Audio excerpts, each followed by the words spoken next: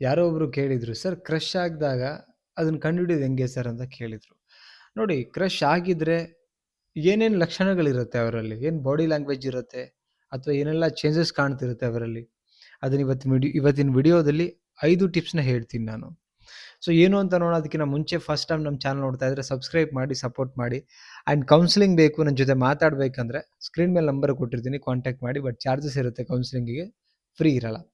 And ಹಾಗೇನೆ ನಿಮ್ಗೆ ಏನಾದ್ರು PDF ಬೇಕು, ಲೈಕ್ ಡಿಪ್ರೆಷನ್ ಹೊರಟೋಗಿದ್ದೀರಾ, ನಿಮಗೆ ಒಂದು ಬ್ರೇಕಪ್ ಆದಮೇಲೆ ಅದರಿಂದ ಆಚೆ ಮರೆಯೋಕ್ಕೆ ಆಗ್ತಿಲ್ಲ ಅಂತ ಹೇಳಿದ್ರೆ, ನಿಮಗೆ ಅದರಿಂದ ಆಚೆ ಬರೋಕ್ಕೆ 21 ಡೇಸ್ ನೀವು ಫಾಲೋ ಮಾಡುವಂಥ ಒಂದು PDF ಇದೆ. ಸೊ ಅದನ್ನು ನಾನು ಕೂಡ ವಾಟ್ಸಪ್ ಅಲ್ಲಿ PDF ಅಂತ ನೀವು ಕಮೆಂಟ್ ಮಾಡಿದ್ರೆ, ಲೈಕ್ ಮೆಸೇಜ್ ಮಾಡಿದ್ರೆ ಕಳಿಸ್ಕೊಡ್ತೀನಿ. ಬಟ್ ಚಾರ್ಜಸ್ ಇರುತ್ತೆ. ಓಕೆ, ಒಂದೊಂದೇ ಪಾಯಿಂಟ್ ನೋಡ್ತಾ ಹೋಗೋಣ. ನಿಮ್ಮಲ್ಲಿ ಕ್ರಶ್ ಆಗಿದ್ರೆ ಏನು ಚೇಂಜಸ್ ಇರುತ್ತೆ ಫಸ್ಟ್ ಅಂತ ಹೇಳಿದ್ರೆ, ನಿಮ್ಮ ಜೊತೆ ಮಾತಾಡೋಕ್ಕೆ ಕಾರಣ ಹುಡುಕ್ತಾರೆ. ಈಗ ಎಕ್ಸಾಂಪಲ್, ಶುರುವಾತಲ್ಲಿ ಪರಿಚಯ ಆಗಿದೆ, ಪರಿಚಯ ಆದಮೇಲೆ ನಿಮ್ಮೇಲೆ ಅವ್ರಿಗೆ ಕ್ರಶ್ ಆಗಿದೆ, ಬಟ್ ಅವರು ಕಾರಣಗಳಿರಲ್ಲ, ಏನೋ ಸಣ್ಣ ಸಣ್ಣ ಕಾರಣಗಳನ್ನ ಇಟ್ಕೊಂಡು ಮಾತಾಡೋಕ್ಕೆ ಪ್ರಯತ್ನ ಪಡ್ತಿರ್ತಾರೆ. ಆ್ಯಕ್ಚುಲಿ ಆ ಕಾರಣಗಳು ಹುಡುಕಿದ್ರೆ ಆ್ಯಕ್ಚುಲಿ ಮಾತಾಡುವಂಥದ್ದು ಇರಲ್ಲ, ಅಥವಾ ನಿಮ್ಮ ಜೊತೆ ಕನ್ವರ್ಸೇಷನ್ ಅವ್ರು ನೆಪ ಅದಷ್ಟೇ. ಅವರಿಗೆ ಮಾತಾಡಬೇಕು ಅಂತ ನೆಪ, ಸುಮ್ಮನೆ ಏನು ಇಷ್ಟಕ್ಕೆ ಕೇಳಬೇಕಾ ಅಂತ ನಿಮಗೂ ಅನಿಸ್ತಾ ಇರುತ್ತೆ. ಬಟ್ ಆ ಸಣ್ಣ ಸಣ್ಣ ಕಾರಣಗಳು ಇಟ್ಕೊಂಡು ನಿಮ್ಮ ಹತ್ರ ಬಂದು ಮಾತಾಡ್ತಿರ್ತಾರೆ. ಪದೇ ಪದೇ ಮಾತಾಡಬೇಕು. ಒಟ್ಟಿನಲ್ಲಿ ದಿನಕ್ಕೆ ನೀವು ಜೊತೆಗೆ ಆಫೀಸಲ್ಲಿ ಕೆಲಸ ಮಾಡ್ತೀರಿ, ಅಥವಾ ಒಂದೇ ಹತ್ರ ಏನೋ ಬೇರೆ ಯಾವುದೋ ಒಂದು ಕೆಲಸ ಮಾಡ್ತಿರ್ತಾರೆ. ಸೊ ಅಲ್ಲೂ ಕೂಡ ನಿಮ್ಗೆ ನೆಪವಾಗಿ ಬಂದು ಮಾತಾಡ್ತಾ, ಬಟ್ ನಿಮ್ಮ ಜೊತೆಗೆ ನಿಮ್ಮ ನೋಡಬೇಕು, ನಿಮ್ಮ ಜೊತೆ ಮಾತಾಡಬೇಕು, ನಿಮ್ಮ ಒಟ್ಟಿಗೆ ಕನೆಕ್ಟಿವಿಟಿ ತಗೊಳ್ಬೇಕು ಅಂತ ಕಾಯ್ತಿರ್ತಾರೆ. ಇದು ಮೊದಲನೇ ಲಕ್ಷಣ.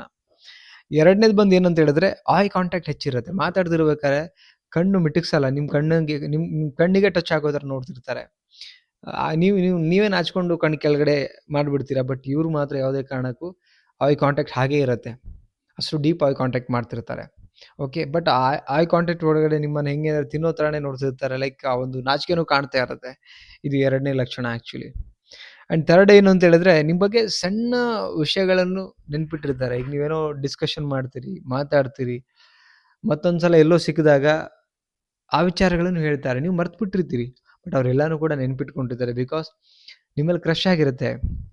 ಲೈಕ್ ನೀವು ಬೇಕು ಅಂತ ಬಂದಾಗ ಎಲ್ಲಾನು ನೆನ್ಪಿಟ್ಕೊಳ್ತಾರೆ. ಕ್ರಶ್ ಆದಾಗ ಹಂಗೆ ತಾನೆ, ಪ್ರತಿಯೊಂದು ವಿಚಾರದಲ್ಲಿ ನೆನ್ಪಿಟ್ಕೊಂಡಿದ್ದಾರೆ ಅಂತ ನಿಮ್ಗೆ ಅದನ್ನು ಹೇಳ್ಬಿಟ್ಟು ಖುಷಿಪಡಿಸಿ, ಇವ್ರು ನನ್ನ ಬಗ್ಗೆ ತುಂಬಾ ಕಾಳಜಿ, ಕೇರು, ಆಮೇಲೆ ಎಲ್ಲ ನೆನ್ಪಿಟ್ಕೋತಿದ್ದಾರೆ ಅಂತ ನಿಮಗೂ ಒಂದು ಅಟೆನ್ಷನ್ ಸಿಗಬೇಕು ಅನ್ನೋ ಲೆಕ್ಕಕ್ಕೆ ಹಿಂಗೆ ಮಾಡ್ತಿರ್ತಾರೆ.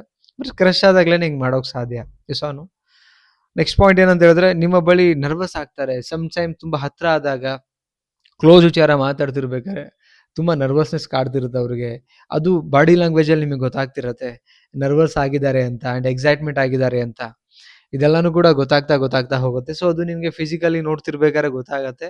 ಇದನ್ನು ನೋಡಿನೂ ಅರ್ಥ ಮಾಡ್ಕೊಳ್ಬೋದು. ಓಕೆ, ಸೊ ಲಾಸ್ಟ್ ಪಾಯಿಂಟ್ ಏನಂತ ಹೇಳಿದ್ರೆ, ನಿಮ್ಮ ಮೆಚ್ಚುಗೆಯನ್ನು ಹೆಚ್ಚಾಗಿ ಮಾಡ್ತಾರೆ. ಅಂದರೆ ನಿಮ್ಮ ಬಗ್ಗೆ ತುಂಬ ಹೊಗಳ್ತಾರೆ, ನಿಮ್ಮ ಕೆಲಸಗಳನ್ನು ಹೊಗಳ್ತಾರೆ, ವ್ಯಕ್ತಿತ್ವ ಹೊಗಳ್ತಾರೆ, ನಿಮ್ಮ ಬಾಡಿ ಲ್ಯಾಂಗ್ವೇಜ್ ಹೊಗಳ್ತಾರೆ, ನಿಮ್ಮ ಹ್ಯಾಂಡ್ಸಮ್ನೆಸ್ಸು, ಬ್ಯೂಟಿ, ಇದ್ರ ಬಗ್ಗೆ ಎಲ್ಲಾನು ಮೆಚ್ಚುಗೆ ಮಾಡ್ತಾರೆ. ಯಾವುದೂ ಇಲ್ಲ, ಈ ಮೈನಸನ್ನು ಪ್ಲಸ್ ಮಾಡಿ ಹೇಳ್ತಿರ್ತಾರೆ. ಯಾಕೆ ಅಂದರೆ ಕ್ರಶ್ ಆಗಿರುತ್ತೆ. ಯಾವುದೋ ಒಂದು ಕಾರಣ ಕ್ರಶ್ ಆದರೂ ಕೂಡ ಎಲ್ಲಾನು ಚೆನ್ನಾಗಿ ಕಾಣ್ತಿರುತ್ತೆ. ಓಕೆ, ಸೊ ಕ್ರಶ್ ಆದಾಗ ಇಷ್ಟು ಬದಲಾವಣೆಗಳು ಇರುತ್ತೆ ಮನುಷ್ಯನಲ್ಲಿ. ಸೊ ನೋಡ್ಕೊಳ್ಳಿ, ನಿಮ್ಮ ಮೇಲೆ ಕ್ರಶ್ ಆಗಿದ್ರೆ, ಇಷ್ಟೆಲ್ಲ ಚೇಂಜಸ್ ಆಗಿದ್ರೆ, ಡೆಫಿನೆಟ್ಲಿ ನಿಮ್ಮನ್ನು ಕ್ರಶ್ ಆಗಿ ನಿಮ್ಮನ್ನು ಇಷ್ಟನೂ ಪಡ್ತಾ ಇರ್ಬೋದು. ಒಂದ್ಸಲ ಕ್ಲಾರಿಫೈ ಮಾಡ್ಕೊಳ್ಳಿ. ಬಟ್ ಇದು ಒಳ್ಳೇದಕ್ಕೆ ಅಂತ ನೀವು ಥಿಂಕ್ ಮಾಡ್ಬೇಕು ಅಷ್ಟೇ. ಓಕೆ, ಏನನ್ನಿಸ್ತು ವಿಡಿಯೋ, ಪಾಯಿಂಟ್ ಏನನ್ನಿಸ್ತು ಅದನ್ನು ಕಮೆಂಟ್ ಮಾಡಿ. ಕಂಜೂಸ್ ಮಾಡಬೇಡಿ, ಲೈಕ್ ಕಮೆಂಟ್ ಮಾಡೋದಕ್ಕೆ. ಓಕೆ, ಸೊ ನೀವು ನನ್ನ ಜೊತೆ ಮಾತಾಡ್ತೀರಾ ಅನ್ನೋ ಲೆಕ್ಕದಲ್ಲಿ ಆಗುತ್ತೆ. ಎಲ್ಲರ ಕಮೆಂಟ್ ಓದ್ತೀನಿ, ಆ್ಯಂಡ್ ನಿಮ್ಮ ಕಮೆಂಟಿಗೆ ರಿಪ್ಲೈನೂ ಮಾಡ್ತೀನಿ. ಕಮೆಂಟ್ ಮಾಡೋದ್ರಿಂದ ನನ್ನ ಅವ್ರಗಳ ಹೆಸರು ಕೂಡ ನೆನಪಿರೋದು. ಆ್ಯಕ್ಚುಲಿ ಕೆಲವೊಂದು ನಮ್ಮ ನೆನಪುಗಳು ಹೆಸರುಗಳು ನೆನಪಿದೆ ನನಗೆ, ಕಮೆಂಟ್ ಬಾಕ್ಸಲ್ಲಿ ನೋಡಿ. ಆ್ಯಂಡ್ ಕೌನ್ಸಿಲಿಂಗ್ ಬಗ್ಗೆ ಕಾಂಟ್ಯಾಕ್ಟ್ ಮಾಡಿ. ಮತ್ತೊಂದು ಟಾಪಿಕಲ್ಲಿ ಸಿಗೋಣ. ಆದಷ್ಟು ಬೇಗ 50K ಆಗಲಿ. Okay, thank you so much. Bye.